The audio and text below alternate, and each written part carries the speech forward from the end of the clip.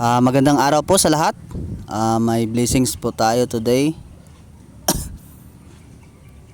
In Phoenix po, ayaw po mag-charge. Dinala po dito na nakatambay na daw. Ayaw mag-charge.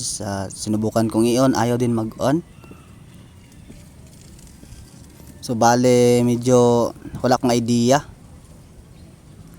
So yung tinis natin yung charging natin is gumagana naman sa iba, tapos dito sa unit niya ayaw mag-charge.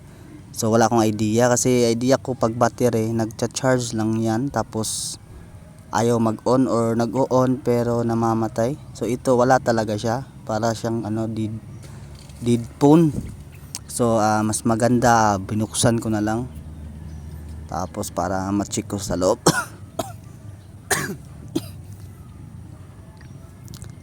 So sa mga ganitong problema, parang nabasa ng tubig yung mga ganito. So pag binuksan ko wala namang tubig sa loob, so medyo dry naman siya. So kailangan talaga testing natin to. So ngayon ginamitan ko ng tester. Tapos dito nakita ko meron siyang may laman yung kanyang battery. May 4 volt something siya. So dito parang nagka-idea na ako dito, parang battery siya. So dito sa kanyang charging niya, na hinala ko dito, walang output. Kasi ayaw mag-charge, pero may laman naman yung battery. So dito sinubukan kong i-on, kasi natanggal ko na yung mga flex niya. So dito nag-on siya. So dito mayroong nagka-idea na talaga ako dito. So paano nga talaga dito is battery na talaga to. Kailangan nang i-bypass yung battery. So ayan, namatay siya. So yung battery niya may laman, tapos namamatay siya. So possible natin dito is battery. So dito naman sa kanyang charging board, at tinisting ko baka walang output, kaya nangyari nagkaganon. So tinist ko naman. Meron naman siyang output 5 volts. So ayan, may output siya. So dito talagang kailangan nating i-focus dito is yung kanyang battery na, kasi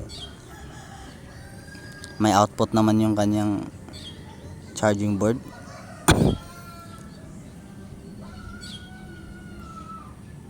Yan, ayaw talaga niya mag-charge, pero may output siya. So walang problema yung kanyang charging board.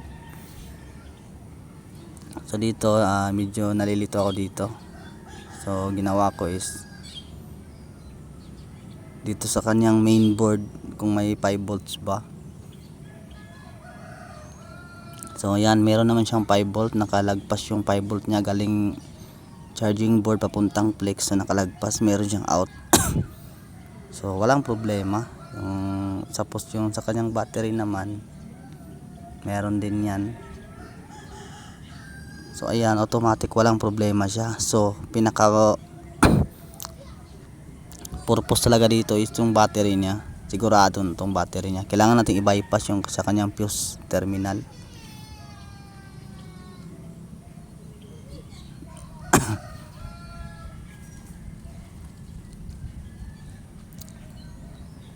So sa mga ganitong problema, kailangan nyo lang talaga i-check yung buong unit para malaman yung problema nito, kasi nakatambay na, matagal na siyang nakatambay.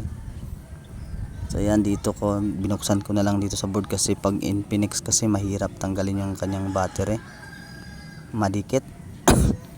Napupunit yung kanyang body ng battery. So yan, dyan ko na lang siya ginawa ng paraan.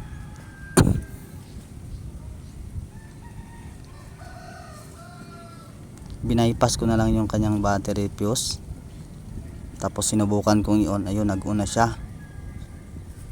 So antayin lang natin pag hindi siya namamatay. Ayan, hindi na siya namamatay.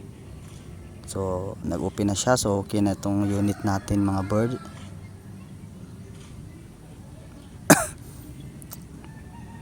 So battery lang yung kanyang problema.